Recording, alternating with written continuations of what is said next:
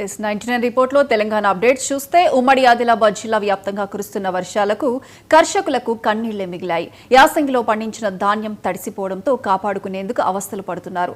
కొనుగోళ్లలో జాప్యంతో రైతుల ధాన్యం వర్షార్పణం అవుతుందని రైతులు ఆవేదన వ్యక్తం చేస్తున్నారు. ఇక దీనిపై మరింత సమాచారం మా ప్రతినిధి శ్రీనివాస్ అందిస్తారు. ఉమ్మడి ఆదిలాబాద్ జిల్లాలో ఎడతెరిపి లేకుండా గత 4 రోజులుగా అయితే భారీ వర్షాలు కురుస్తుండటంతో మనము చూడొచ్చు, విజువల్స్లో చూడొచ్చు. ప్రస్తుతానికి చూసినట్టయితే ఈ వరి ధాన్యం మొత్తం తడిసిపోయి మొలకలు వచ్చినటువంటి పరిస్థితి ఉంది. రైతులు ఇబ్బందులు పడుతున్నటువంటి పరిస్థితి ఉంది. దీనికి సంబంధించి వరి ధాన్యం కొనుగోలు చేయాలని చెప్పేసి రైతులు కలిసిన అధికారుల ప్రజాప్రతినిధులు వేడుకున్నప్పటికీ కూడా ప్రయోజనం లేకుండా పోతుంది అని చెప్పేసి అయితే అన్నదాత ఆవేదన వ్యక్తం చేస్తున్నటువంటి పరిస్థితి ఉంది. దాదాపుగా ఉమ్మడి జిల్లా వ్యాప్తంగా ఉమ్మడి జిల్లాలో ఉన్నటువంటి అటు ఆదిలాబాద్ కావచ్చు, ఇటు నిర్మల్ కావచ్చు, మంచిర్యాల కావచ్చు, కొమరంభీం, ఆసిఫాబాద్ ఈ 4 జిల్లాల్లో కూడా రైతుల పరిస్థితి దయనీయంగా మారింది. మొత్తం ఇటు జొన్నలు, వడ్లు మొత్తం తడిసిపోయి ముద్దయిపోయి కొన్ని చోట్ల పూర్తిగా మొలకలు వచ్చి మళ్ళీ నాటుకునేటువంటి పరిస్థితికి వచ్చినటువంటి పరిస్థితి ఉంది వడ్లను చూసినట్టయితే కనుక. అయితే దీనికి సంబంధించి కేవలం ఈ జిల్లాలో ఉన్నటువంటి అధికారుల నిర్లక్ష్యం వల్లనే ఇక్కడ కొనుగోళ్లలో జాప్యం జరుగుతుందని చెప్పేసి అయితే రైతులు ప్రధానంగా ఆరోపిస్తున్నారు. సో రైతు ఇంత నష్టపోతున్నప్పటికీ ఇక్కడ ఉన్నటువంటి ప్రజాప్రతినిధులు కావచ్చు, లేకుంటే జిల్లా స్థాయి అధికారులు కావచ్చు, ఎవరు పట్టించుకోవడం లేదు. కొనుగోలు కనుక సకాలంలో చేసినట్టయితే ఈ పరిస్థితి దాపురించేది కాదని చెప్పేసి అయితే ప్రధానంగా రైతులు ఆరోపిస్తున్నటువంటి పరిస్థితి కూడా ఉంది. సో ప్రస్తుతానికి మనం మంచిర్యాల జిల్లాలోని నెన్నెల మండలం గొల్లపల్లి గ్రామ పంచాయతీలో ఉన్నటువంటి కొనుగోలు కేంద్రం వద్ద మనం ఉన్నాం. అంటే మంది రైతులు ఉన్నారు, వారిని అడిగి వారి మాటల్లోనే వారి పరిస్థితి ఎలా ఉంది అనే విషయాల్ని తెలుసుకునే ప్రయత్నం చేద్దాం. చెప్పండి, మీరు ఈ కొనుగోలు కేంద్రానికి ఎప్పుడు ఈ ధాన్యాన్ని తీసుకొచ్చారు? అసలు ఎందుకు కొనుగోలు జాప్యం జరుగుతుంది? ఎందుకు కొనుగోలు చేయట్లేదు? ఈ 3 దమ్ములు ఈ తర్రగొచ్చినాం, మర్ర 3 బత్తాలు జోకిండు, బంద్ పెట్టిండు సేటు. ఆడికి ఆనలు తలుగుతున్నాయి. మేము ఎండకు అటు ఇటు పోసడానికి నెరిపడుతున్నాం. కొనుగోలు లేదు. ఎందుకు కొనుగోలు చేయట్లేదు? ఎందుకు కొనుగోలు చేస్తలేదు? ఈ పెట్టుబడికి తట్టుకోము, మందు తాగుతాం. సో ఎంత నష్టం జరిగింది మీకు? మాకు 2 లక్షలు నష్టం జరిగింది. ఎన్ని ఎకరాల్లో పంట వేసినావు? ఎకరంన్నర. సో మీరు చెప్పండి, ఇప్పుడు ఈ కొనుగోలులో జాప్యం జరగడం వల్లనే మీరు నష్టపోయారా, లేకుంటే అధికారులు ఏమంటున్నారు? అసలు కొనుగోలు చేస్తామంటున్నారా, చేయమంటున్నారా? పోనీ ఈ ఎలాంటి పరిస్థితులు ఉన్నాయి? అధికారులు అయితే ఇక్కడికి ఇంకెవరు రాలేదు. మేము ఇప్పటికి ఇక్కడ పోసి 1 నెల రోజులు అవుతుంది. ఇక్కడికి వచ్చి ఎవరు చూడలే. ఇప్పటికి 3 సార్లు వీటిని వేరే కాడికి మార్చినాం. మా ఇచ్చేరు అత్తలేదని షిఫ్టింగ్ చేస్తున్నాం. వానకాలం తీరు వానలు కొడతాను, ఎండాకాలమే. కానీ ఈ మా ఇచ్చేరు చూపుతలేదని ఆరబోతే మళ్ళీ ఎండిన అడ్లు మళ్ళీ పొదుగు కారకు మళ్ళీ నాని తడిసి ముద్ద అవుతాను. ఇక్కడికి అధికారులు ఎవరు మమ్మల్ని వచ్చి పట్టించుకున్న వాళ్ళు లేరు. ఇప్పటికి 2 ఎకరాలు వేసినాం, 2 లక్షల పెట్టుబడి అయింది. వీటిని వచ్చి చూసి కొందామని ఎవరైతే అంటలేరు, అక్కడనే కొనమని అంటాను. ఇక్కడ ఇచ్చి ఎవరు చూస్తలేరు. మా ఇచ్చేరు వస్తుందని తీసుకుంటలేరు. మరి మాకు ఈ పరిస్థితి వచ్చింది. మేము పురుగుల మంది తాగే చనిపోతాను. 2 లక్షల పెట్టుబడి పోతాయా లేదా అన్నది కూడా తెలుస్తలేదు. ఇక్కడికి వచ్చి చూస్తలేరు. మరి ఎండాకాలమైన ఆయన ఆరబోసి సాయంత్రం తొప్పే వరకు వాన మొత్తం ఉన్నట్లని కూడా నానుతుంది. తరవేయడం చాలా ఇబ్బంది పడుతున్నారు రైతులు.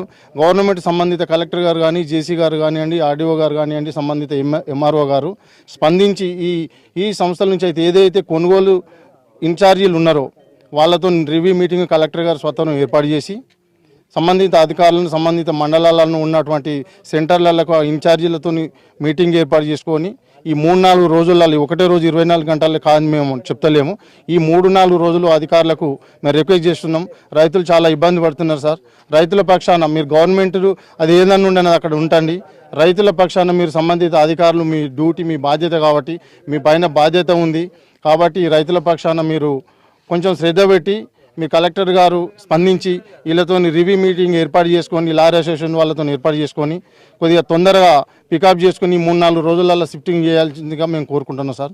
బెల్లంపల్లి నియోజకవర్గ ఇన్ఛార్జి బీఆర్ఎస్ పార్టీ మాజీ ఎమ్మెల్యే మనతో ఉన్నారు. ఆయన రైతులను పరామర్శిస్తున్నటువంటి పరిస్థితిని కూడా చూడొచ్చు. సో మనతో మాజీ ఎమ్మెల్యే దుర్గం చిన్నయ్య గారు ఉన్నారు. ఆయన అడిగి మరిన్ని వివరాలు తెలుసుకుందాం. చెప్పండి, మీరు నియోజకవర్గ వ్యాప్తంగా విస్తృతంగా పర్యటిస్తున్నటువంటి పరిస్థితి, సో రైతుల పరిస్థితి ఎలా ఉంది?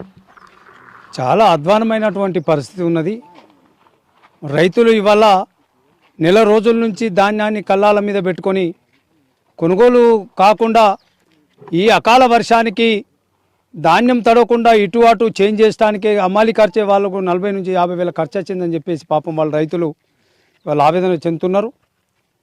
కౌలు రైతు ఒక రైతు అయితే నాకు మందు డబ్బా తప్ప నేను ఆత్మహత్య చేసుకోవడం తప్ప నాకు విధి లేదు అని చెప్పేసి పాపం గొడగొడ ఏడుస్తున్నటువంటి పరిస్థితి.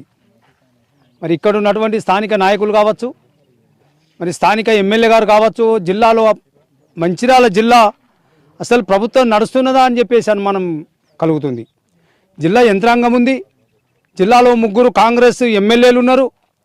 మరి 3 ఎమ్మెల్యేలు ఉండి కూడా మరి ఇవాళ ఎక్కడికక్కడ వరి తడిసిపోతే రైతులు గొడగొడ ఏడుస్తుంటే మరి వాళ్ళు మాత్రం ఈ ప్రాంతంలో ఉండకుండా వాళ్ళు ఎక్కడో ఢిల్లీ చుట్టూ మరి మంత్రి పదవుల కోసం తిరుగుతున్నారే తప్ప ఇక్కడ రైతులను పట్టించుకునే పాపాన పోలేదు.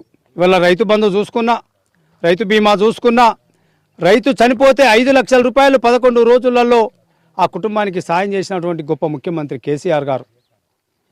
మరి మేము రైతుల పట్ల రైతుల కష్టాలు అనుభవించాం కాబట్టి మాకు ఆ బాధలు తెలుసు కాబట్టి మరి మేము ఆనాడు ఈనాడు కూడా రైతు పక్షాన్ని ఉండి పనిచేసిన సందర్భం. కానీ ఇప్పుడున్నటువంటి రాష్ట్ర ముఖ్యమంత్రి గారు లపంగి దందలు చేసి, చీటింగులు చేసి, గరానా మోసం చేసి అతనే చెప్పుకుంటాడు, నేను అందరినీ తొక్కుకుంటూ నేను మోసం చేసి పైకి వచ్చిన, ప్రజలు మోసం చేయాలని కోరుకుంటారు కాబట్టి నేను మోసం చేసి నేను ముఖ్యమంత్రి అయినా అని చెప్పుకుంటాడు. పైన ఉన్నటువంటి ముఖ్యమంత్రి గారు రైతు కాదు. అట్లాగే ఈ బెల్లంపల్లి నియోజకవర్గంలో ఉన్నటువంటి ఎమ్మెల్యే గారు కావచ్చు, మంచిర్యాలలో ఉన్నటువంటి ఎమ్మెల్యే గారు కావచ్చు, అట్లాగే చెన్నూరులో ఉన్నటువంటి ఈ మంచిర్యాల జిల్లా ఎమ్మెల్యేలు కూడా ఎవరు కూడా స్వయం రైతు కాదు, ఈ ప్రాంతం వాళ్ళు కూడా కాదు. ఒక మంచిర్యాల ఎమ్మెల్యే గారు తప్ప వీళ్ళిద్దరు కూడా ఈ ప్రాంతం వాళ్ళు కాదు. వాళ్ళు బడా వ్యాపారవేత్తలు, వ్యాపార కుటుంబంలో పుట్టినటువంటి వాళ్ళు కాబట్టి వాళ్ళకు రైతు కష్టాలు తెలియవు. అందుకోసమే రైతుల కష్టాలు వాళ్లకు తెలుస్తలేవు, వాళ్ళు పట్టించుకుంటలేరు. వాళ్ళ అస్తమానం వాళ్ళ పదవులు, వాళ్ళ ఫ్యాక్టరీలు, వాళ్ళ ఆస్తులు కాపాడడం కోసం వాళ్ళు పనిచేస్తారు తప్ప వేరే కాదు. దయచేసి ప్రజలు కూడా గమనించాలి. ప్రజలు రాబోయే కాలంలో మరి ఏది మంచి ఏది చెడు అని కూడా ప్రజలు గమనించాలని చెప్పేసి నేను ఈ సందర్భంగా నేను కోరుకుంటున్నాను. సో రైతులు అనేక రకాల నష్టపోయినప్పటికీ కూడా రైతాంగాన్ని ప్రభుత్వం పట్టించుకోవడం లేదని చెప్పేసి ప్రధానంగా మాజీ ఎమ్మెల్యే ఆరోపిస్తున్నటువంటి పరిస్థితి. అయితే వెంటనే తడిసిన ధాన్యాన్ని ఎలాంటి షరతులు లేకుండా కొనుగోలు చేయాలని, ఒకవేళ కొనుగోలు చేయనట్టయితే రైతుల పక్షాన పోరాటం కూడా చేస్తామని అయితే చెప్తున్నారు. అదేవిధంగా తడిసిన ధాన్యంతో పాటు రైతులకు ఎలాంటి నష్టం జరగకుండా ఇటు చూడాలని చెప్పేసి ప్రభుత్వ యంత్రాంగం వెంటనే అప్రమత్తమై కొనుగోలు కేంద్రాలను వేగవంతం చేసి తడిసిన ధాన్యాన్ని వెంటనే తరలించాలని చెప్పేసి అయితే ప్రధానంగా డిమాండ్ చేస్తున్నటువంటి పరిస్థితి. ప్రభుత్వం